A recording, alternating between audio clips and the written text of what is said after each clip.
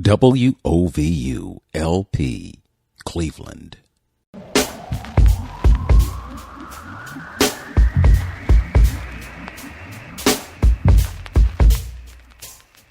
This is Open Door with Vince Robinson. In-depth conversations with people who are making a difference in the lives of others here and around the world.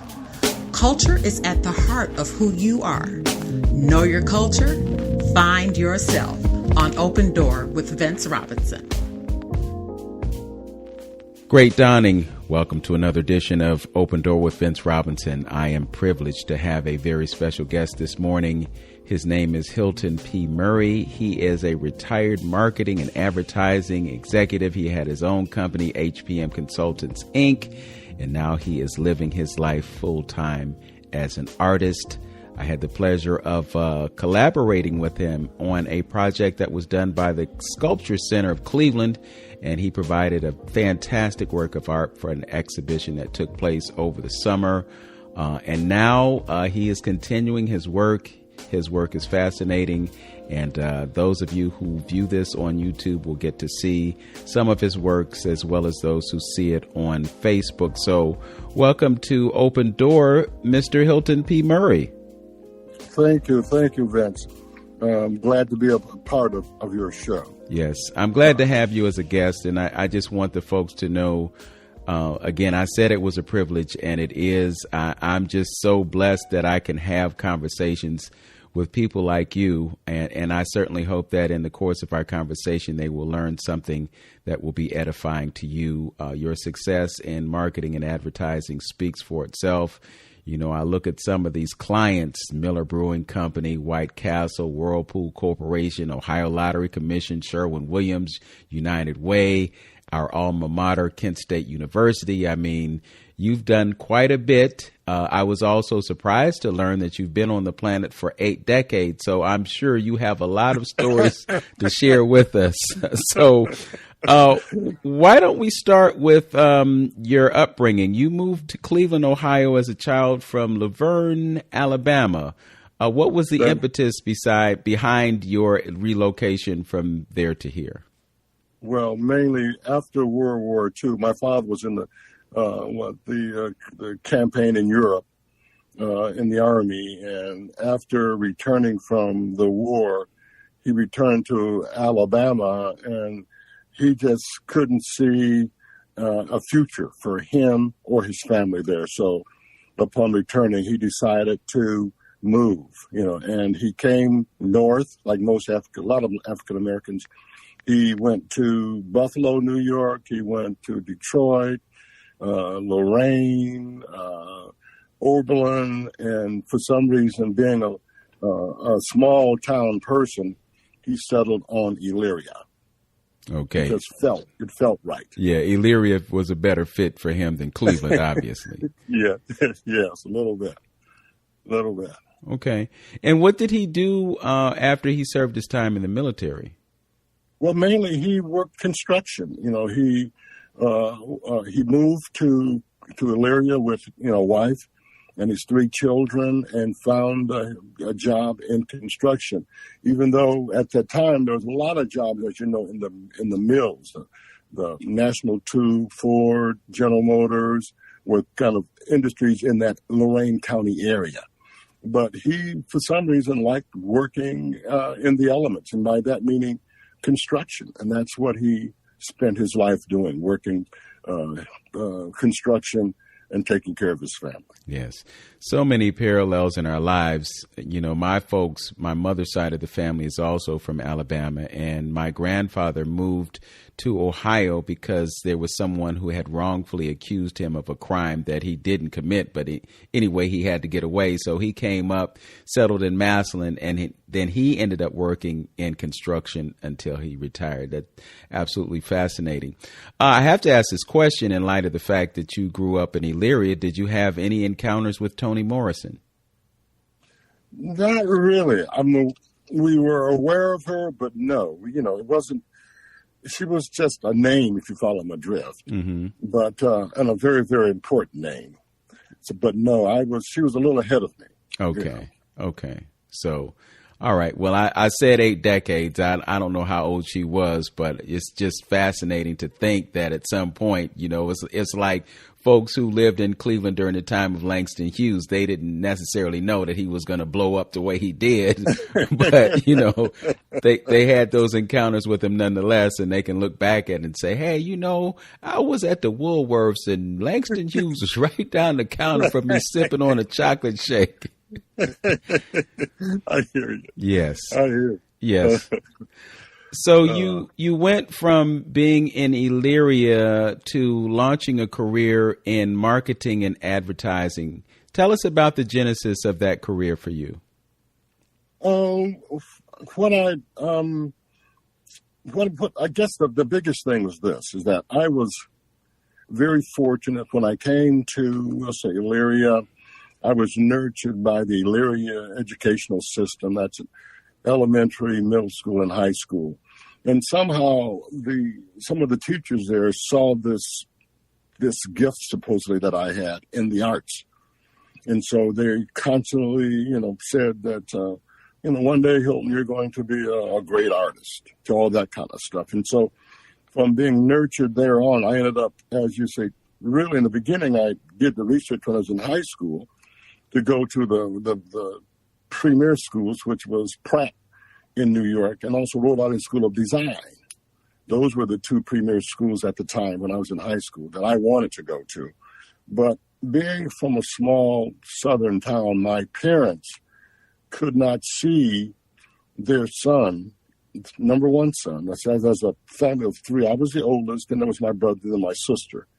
And being that I was going to be the first one to leave home to go to college, they couldn't see me going to New York, with big, bad New York, with all the things you heard about New York. And so they said, well, Hilton, what you do is this, is that if you want to, you go to a school in the area for a couple of years. And after that, if you want to transfer, I would think you'd be much more prepared, so to go to handle college. And so they were just afraid of me going to New York. That's the gist of it. But in doing that, I ended up going to Kent State, as you shared. I did very lucky at Kent. I majored was in the fine arts, but eventually evolved into advertising.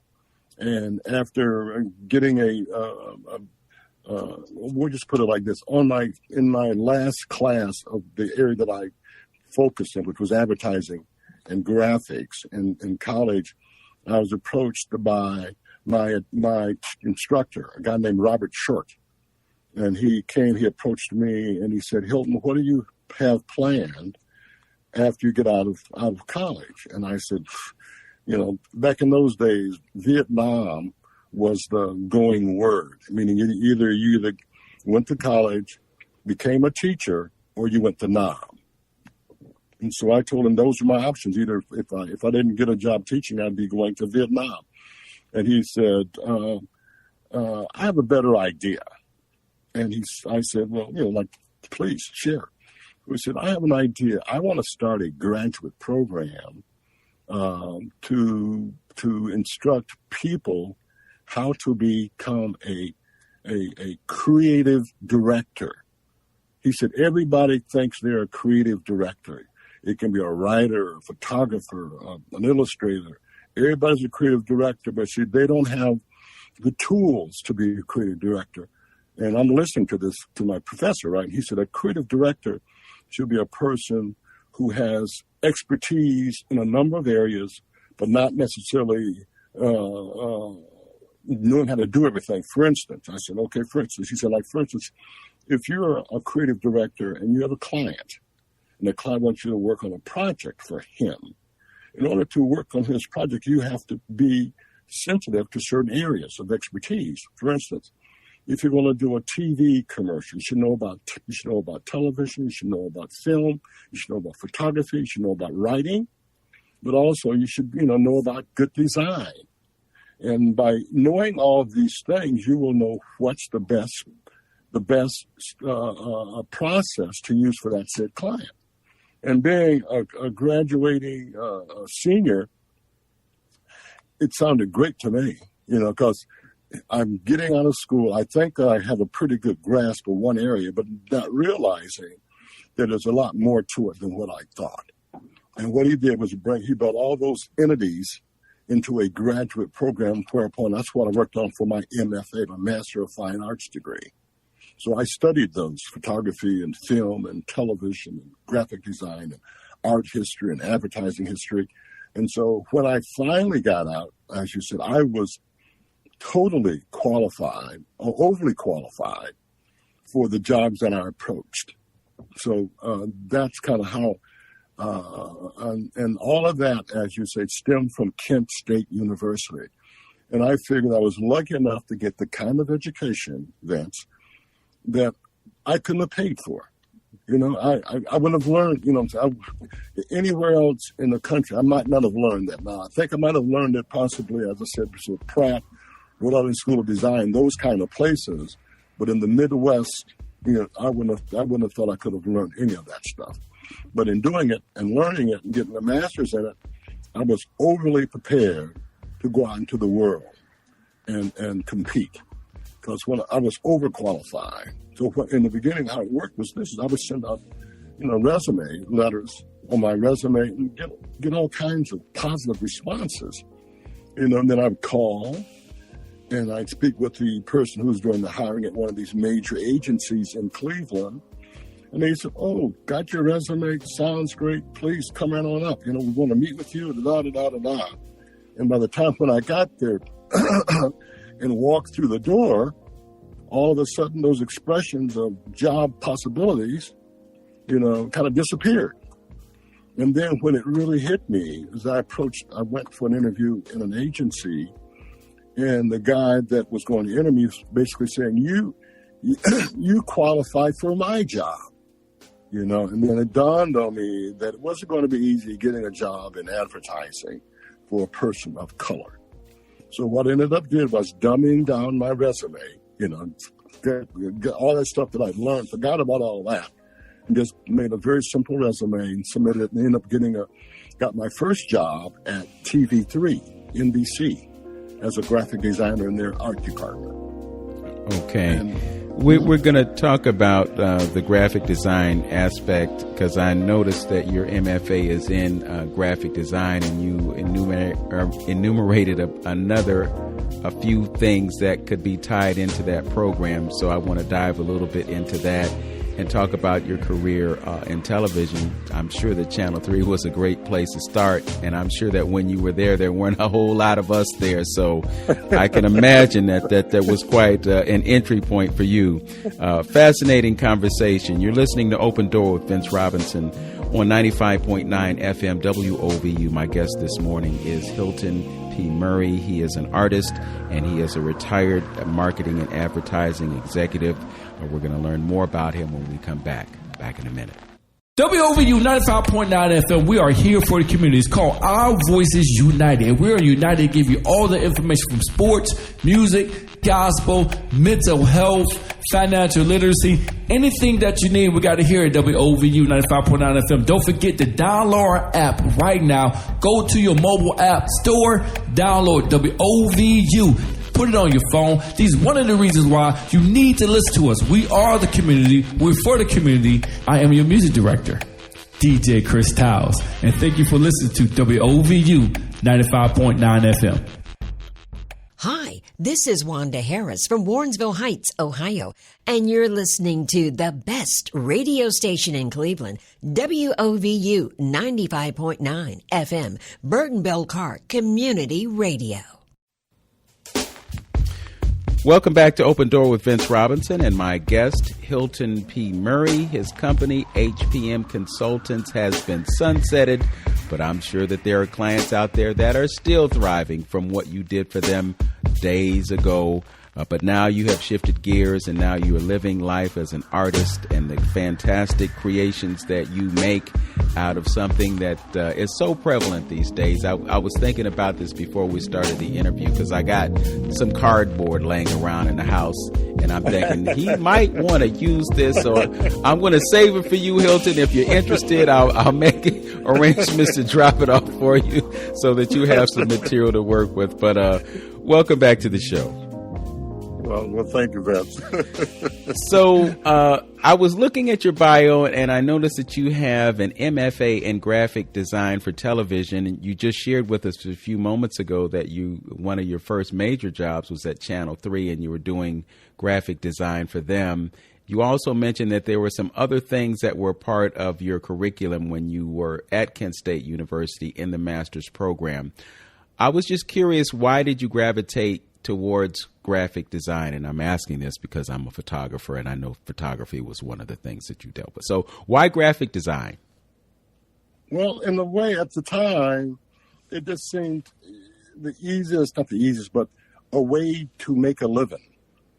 And first of all, as you are aware in your profession, photography, television, advertising, most of those areas, as you serve at the time, was kind of devoid of color.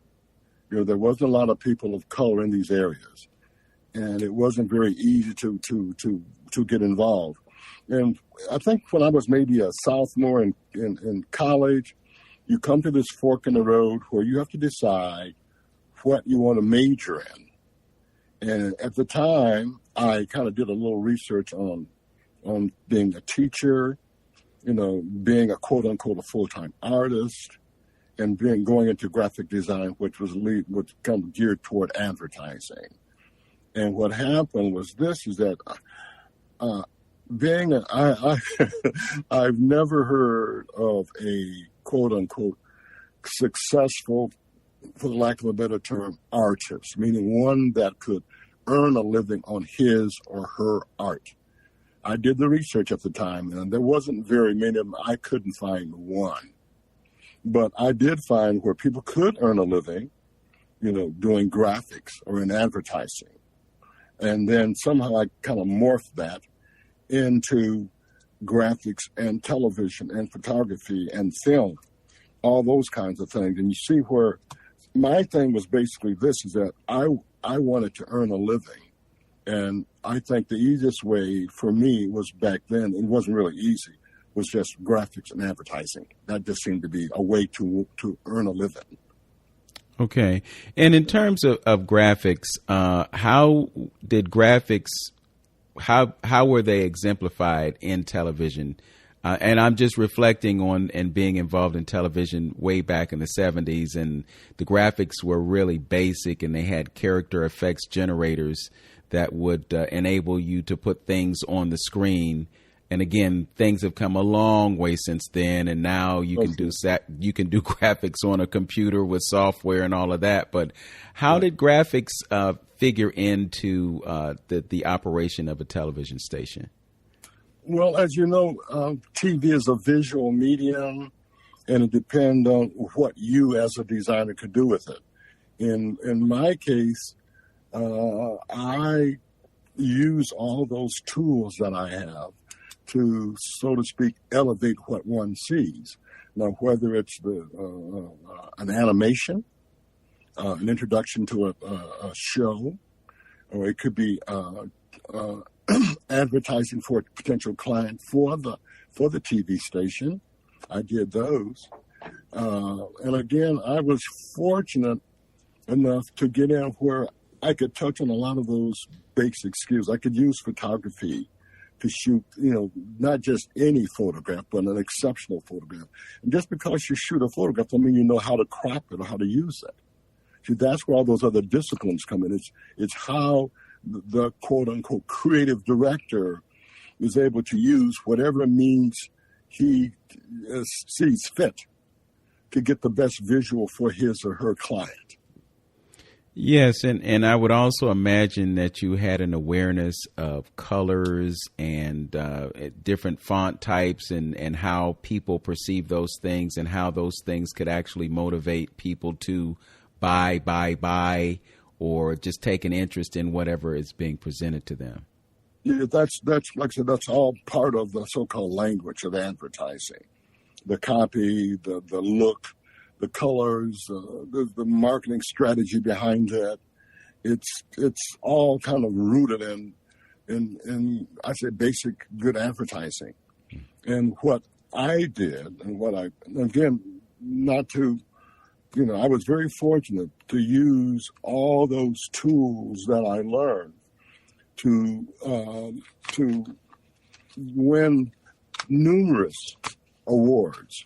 That's local awards, national awards, and international awards for the work that I did. And the reason for that, Vince, was that the only way that I could, we'll say, show what I could do and how well I could do it was through awards. Because as you know, oftentimes when a person sees you you're in a predominantly white field and you're a person of color, they're constantly questioning your capabilities. And so the way to alleviate a lot of that is to have be an award-winning creative director or graphics manager. And one of my strategies that I used was just that, is that I had in my office at TVA, it was a long office, and it was broken up into bays. And I had my artists in some bays, but also I had the first bay when you come to the door was a display bay, okay, of the kind of work that we did. And also with that bay were the awards that we've won. And by doing it that way, if you're going to, ask me about my area, if you're not overly qualified, if you see what I'm saying, I kind of put that to rest real quick, that I know what I'm doing. I'm recognized nationally, internationally, globally for the work that I do for my client. Now, so don't bother me with the dumb stuff. You were reading my mind, because I was just thinking, before you mentioned the awards, that there had to be something about you that enabled you to give them the impression that you knew what you were doing. Because a lot of times people look at us and they say, well, they can't be qualified because we have pigment in our skin and somebody else could do it so much better. But here you are, overqualified in this position and, really having an ability to run circles around anybody else who was doing the work. But you had to convince them that you were the right person to take whatever advertising or marketing that needed to be done to the next level. And I guess then the way to do that is, as you say, is to win these awards. Because then when they come at you, and they come in, whether you like it or not, is that it's just part of their DNA, is that if you are a person of color, that you can't be that good. And so so what I try to do is put that to rest. Mm-hmm.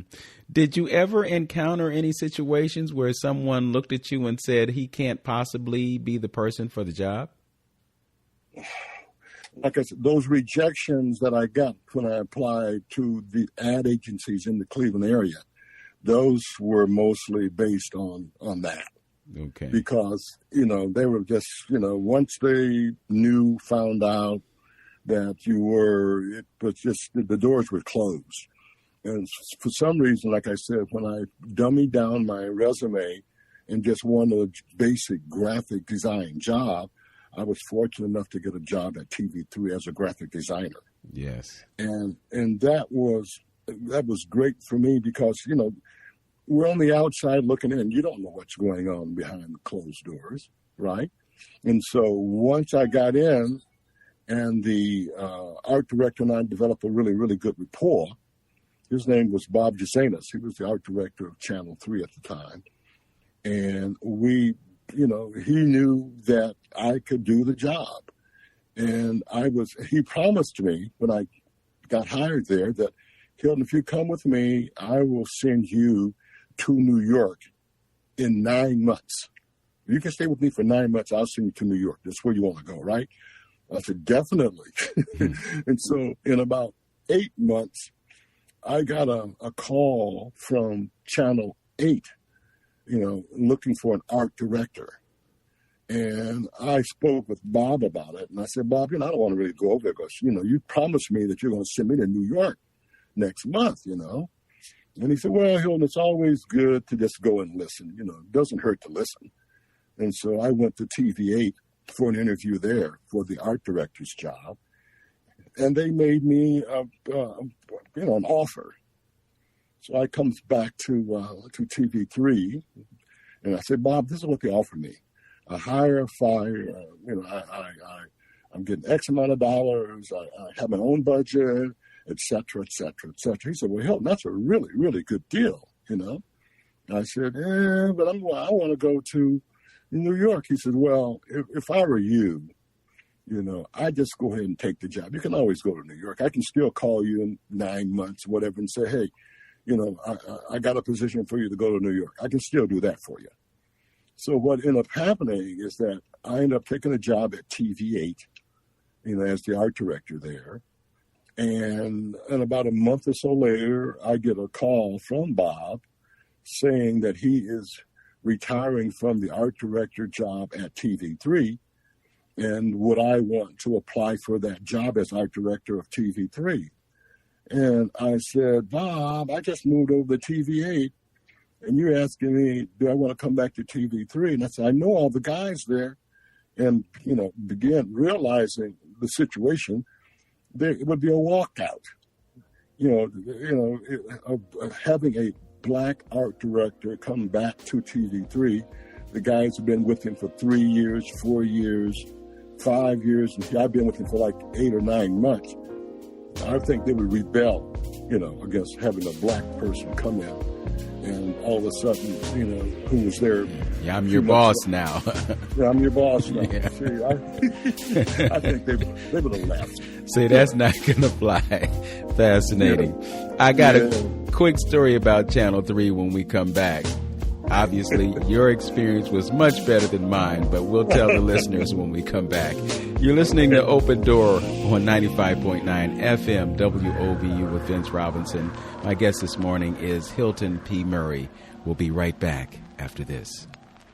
Hey, let me ask you a question. What's up? WOVU plays the best music, right? Yeah. And WOVU has the best talk shows and information for the city? Yeah. Well, now WOVU 95.9 FM has the best website to match.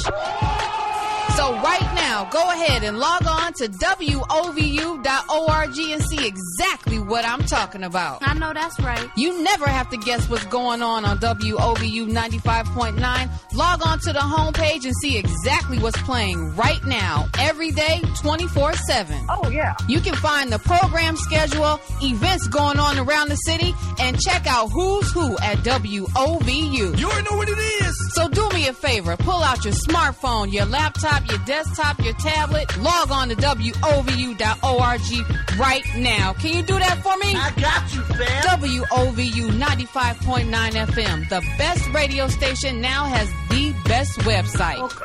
WOVU.org. Check it out. Welcome back to Open Door with Vince Robinson. My guest this morning is retired advertising and marketing executive Hilton P. Murray. His company, HPM Consultants, did work for so many impressive companies, and he won numerous awards for his work. And he was just telling us how he earned a lot of those awards based on what started at Channel 3, what moved over to Channel 8, and who knows where it went from there. At some point, he went out, stepped out on his own, started his own company, and the rest, as they say, is history. I promised a story about Channel 3, so it's real quick. I was interested in becoming a news reporter at Channel 3. I was working at, I believe, WJMO at the time. No, it was WERE. I was a radio news reporter at WERE, and I wanted to get a job as a television news person. I went to Channel 3. I was able to convince the news directors to give me an interview, and I'll never forget this. I showed up for the interview. I can't even remember the man's name. He met me on the way out of the building. He took my resume, he folded it up, he put it in his jacket. He told me I can get talent from anywhere in the country. This is a top 10 market. Talk to you later. That was my welcome, and that was my goodbye to Channel 3. So I'm so happy that you had a much better experience with it. So you went to Channel 8, you were there for a month, your ex-boss calls you and says, hey, I'm stepping down, Would you like to be the artistic director or the art director at Channel 3? And you said, well, that might not be a good fit. So what happened after that? Well, I just spoke with him, and just basically we discussed the night, and the rationale, as we touched on, would be that there might be a mutiny, meaning by that the people that were there might just, quit because they weren't used to seeing a person of color in a position as a supervisor, as an art director of a TV station, and I. Like again, I don't mind a good fight, so to speak, but I already had a job, so it wasn't like I was looking for a job, and I also was a very good job, and I then at my new job, see, I did the hiring, and so I'm hired who I wanted to work for me. At the other place, TV3, those people were hired before I got there, and so the chances are that it might not have been a very good fit. So I ended up telling thanks, but no thanks. And I just stayed with TV8. Okay. So the burning question is, did you ever make it to New York? It's horrible. I have, over the years, I developed relationships with some of the art directors of ABC, NBC. That's part of being in television. It's a very small community. And one of the guys who was the art director of CBS New York was a guy from Cleveland that I knew, And so at some point he came and he said, Hilton, he said, I'm from Cleveland. I said, okay, great. And he says, dude, would you want to come and work at CBS? And I said, it sounds really, really good. I says, what's the salary? And he gave me the salary, and the salary was not that good. And I said, to move to New York, as you are aware, one of the most expensive places to live in the world, even down in the so-called the hood, it still was expensive. And I just, at the time, I didn't have the wherewithal or a person to consult with me to say, Hilton, you go to New York, yeah, you're going to rough it for a couple of years. But, in a couple of years, what you're making in Cleveland, you'll make that and a half in New York. And at the time, I just could not see, what I'm saying, going to New York, making less money than I was in Cleveland. And cost of living, et cetera, et cetera, et cetera. It just didn't equate. It just didn't make good sense at the time. Yeah. And so, the reality, too, is that the color of your skin might not get you as much as someone else in the same position. So it was quite a sacrifice. And, you could be a big fish in a small pond, or you could be a small fish in a big pond and an uphill swim. True. Very true. Very true. So I just kind of, a couple of times it crossed my desk. And same thing, you develop, once you get into an industry like television and get more expensive into a position of as an art director of a major station, you attend different symposiums around the country and you develop relationships with these people.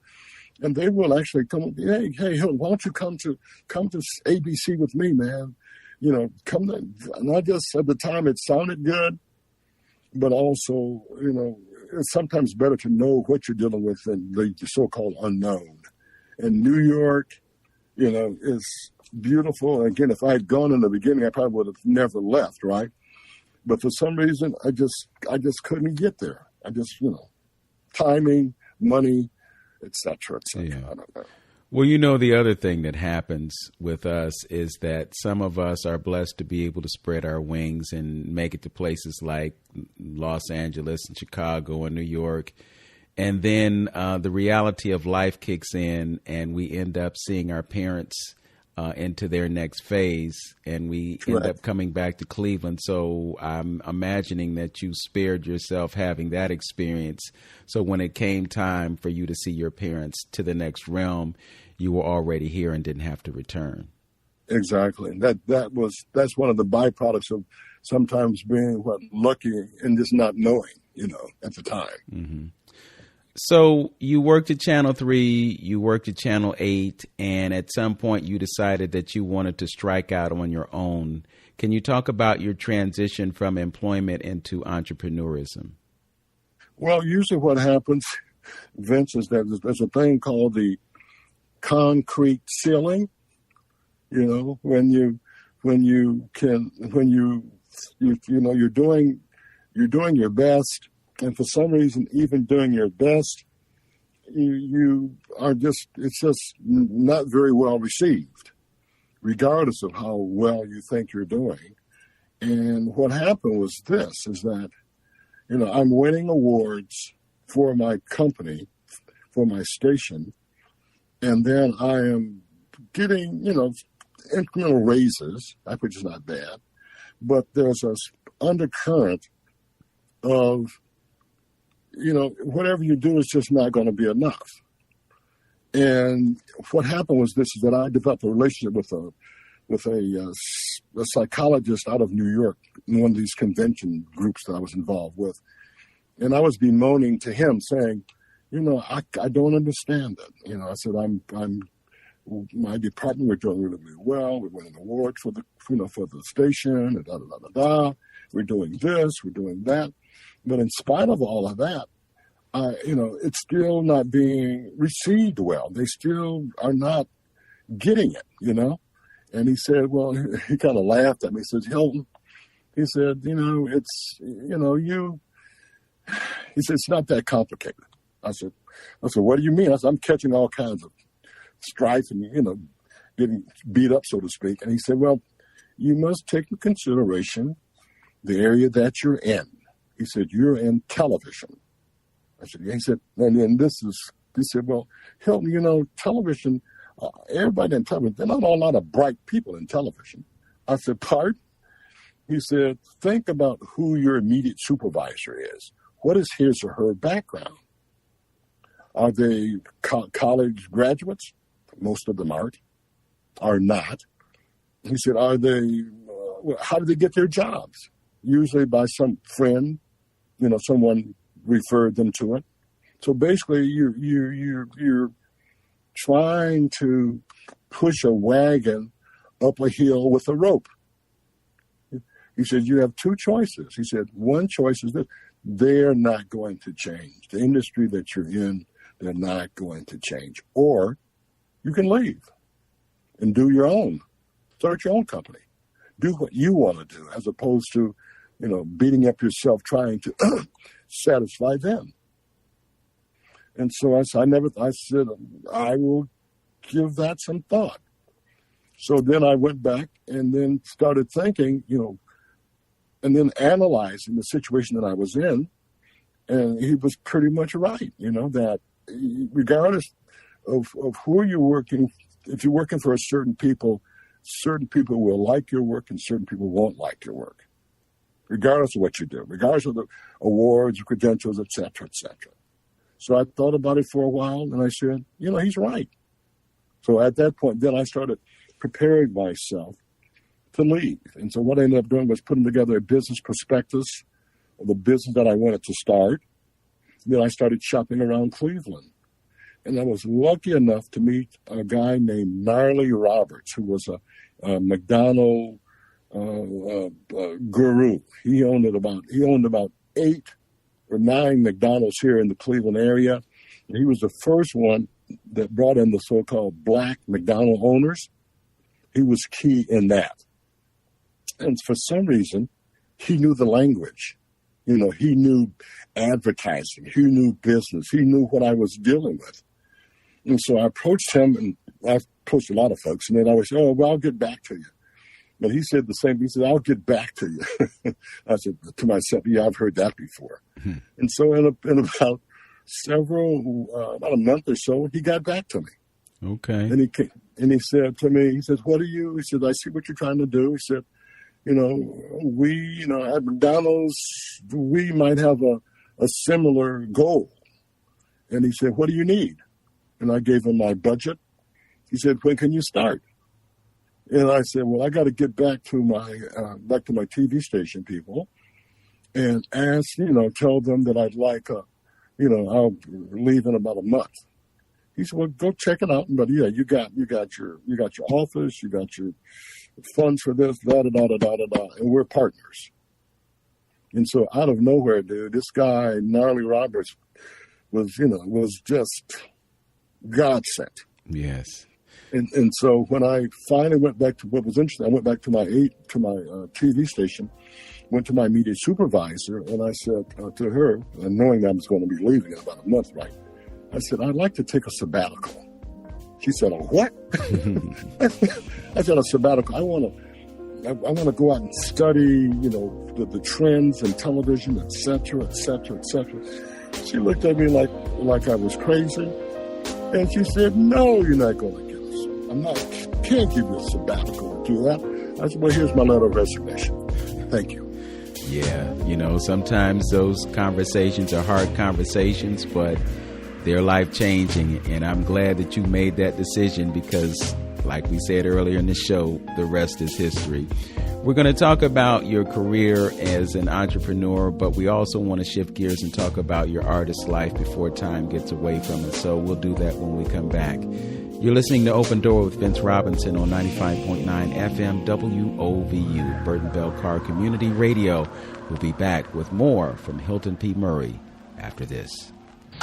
What's up, Cleveland? It's your girl, Jazzy J, and I just want to know, have you downloaded our app yet? Yes, our app for Androids and iPhones. All you got to do is go to your app store and download WOVU 95.9 FM, and you can listen to us anywhere. Welcome back to Open Door with Vince Robinson and my guest, Hilton P. Murray.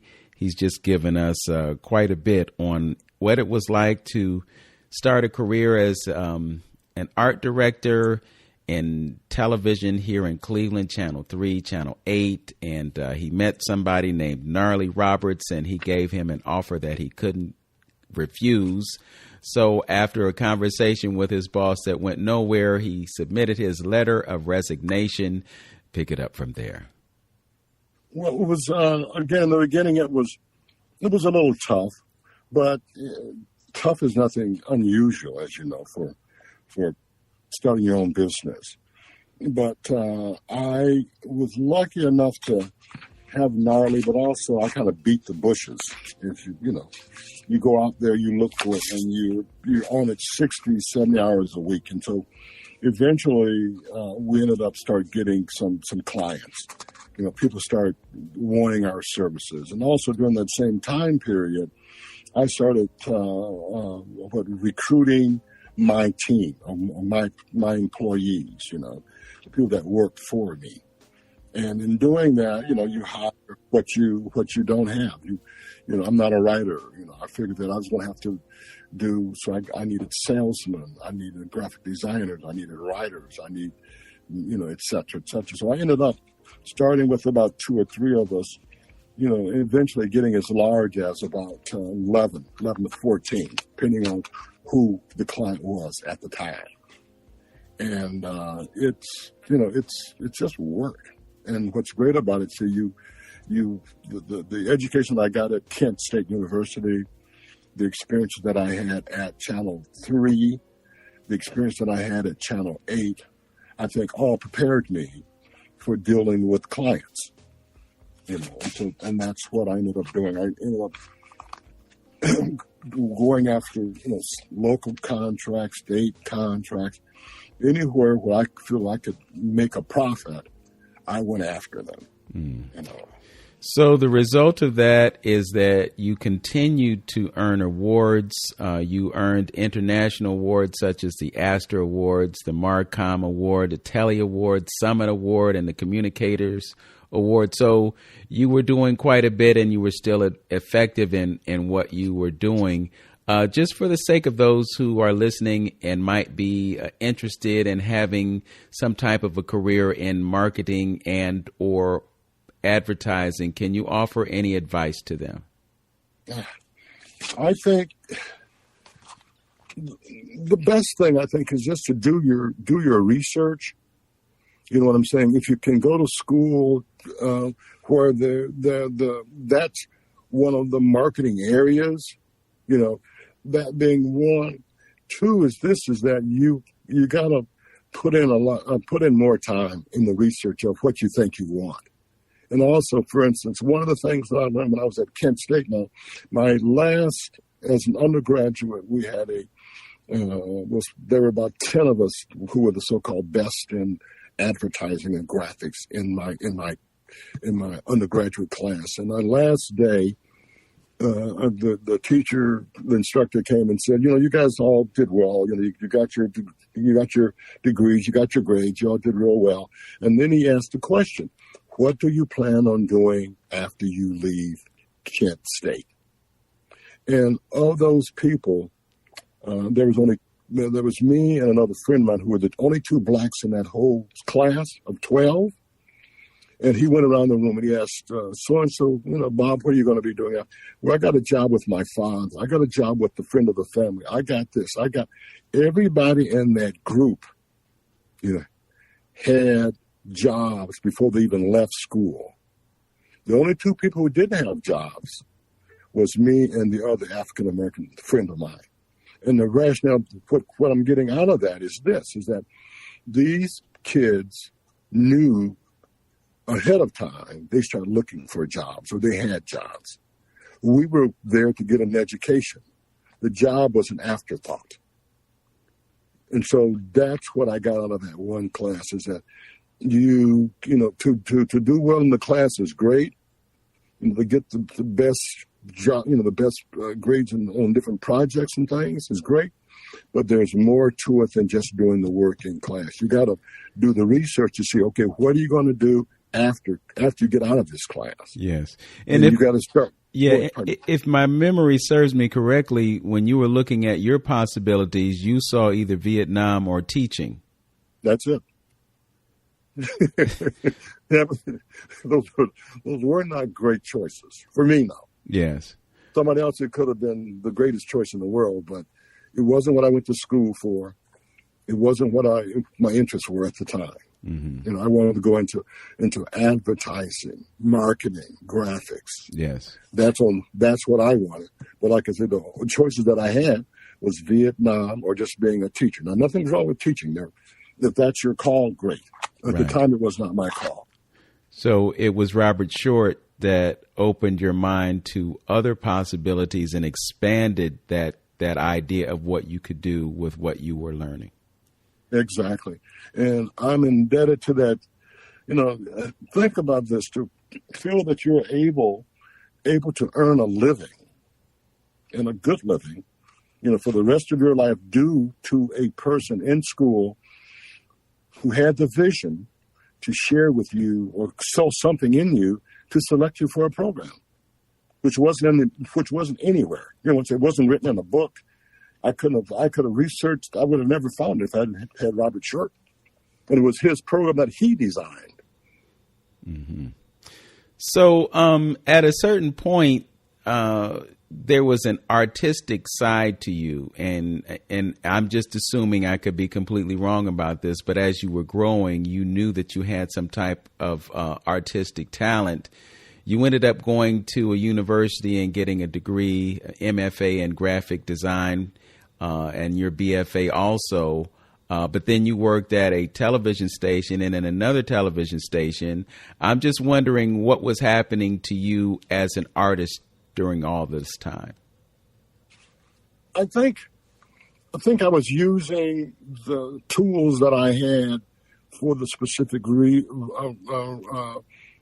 reason of marketing and advertising. So you do the awards, in a way, are a reflection of your so-called creativity. See what I'm saying? So it's another form of expression. That's how I interpreted it.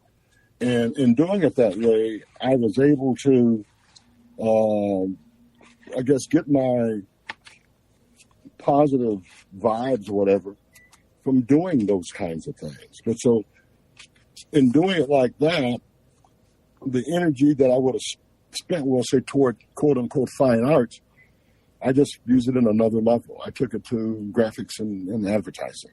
And so now that that's been kind of put on the back burners, I'm hoping to take the same kind of energy and apply toward my art.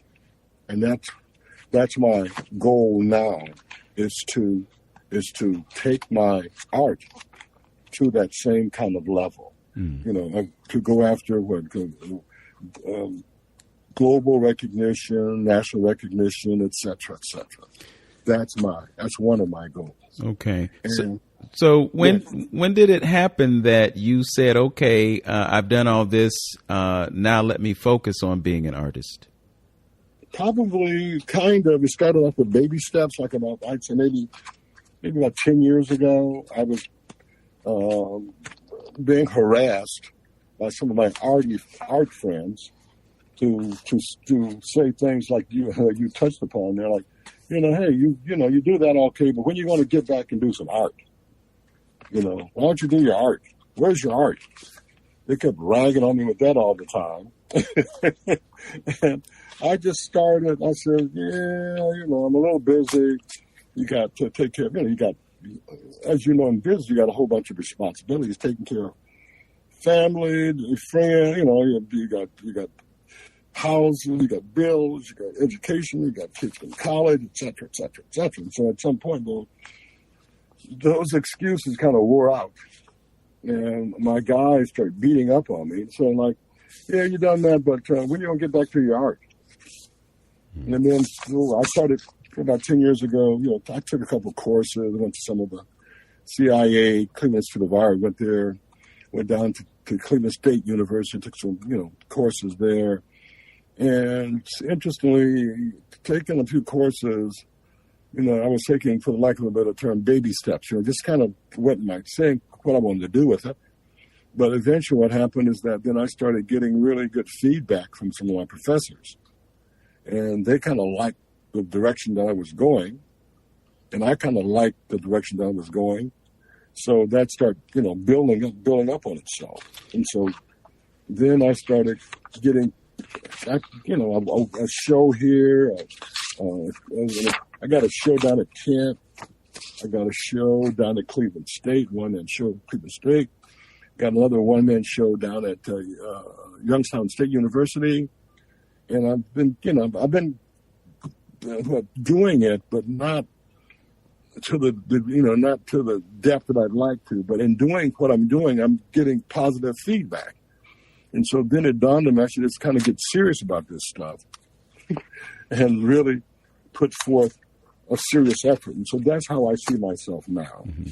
Your art is very unique. It's something that I had never seen before we did that show at the Shin House Gallery a few years ago. Could you describe your art for the benefit of the listeners? Would an artist statement might help? I'm going to ask you, Vince. would that kind of give them an artist statement might give them an overview? It would, but I just want you to describe it as best you can so that they can create a mental image of it. Okay. I think my artist statement might cover that, Vince. Okay. It's not that long. It goes something like this. Okay. My artist statement, I work in my cityscapes reflect monuments of the human spirit, which are found in architectural structures throughout history. There is an effort to reflect city, sky, earth, and water elements. In all of my cityscapes, real or imaginable or imagined, the elements of line, shape, value, space, form, and texture are used. The principles of balance, movement, patterns, rhythm, variety are all represented. I consider myself a cardboard pop, that's P.O.P. artist, which means I work primarily with cardboard and paper on paper. I enjoy working in paper because of the medium's naturalistic look and feel and the way light reflects or plays on its surfaces. I think that's a perfect description of it. And we're going to post a couple of photos when I do the Facebook post for this particular podcast. And I'm going to try to drop some thumbnails into the video for this show so that people can see it there. Hilton Murray, it has been a pleasure to have this conversation with you. And I thank you for joining me on Open Door. My pleasure, Vince. My pleasure. And thank you for listening. As always, know yourself, love yourself, be yourself, make today your best day. Peace.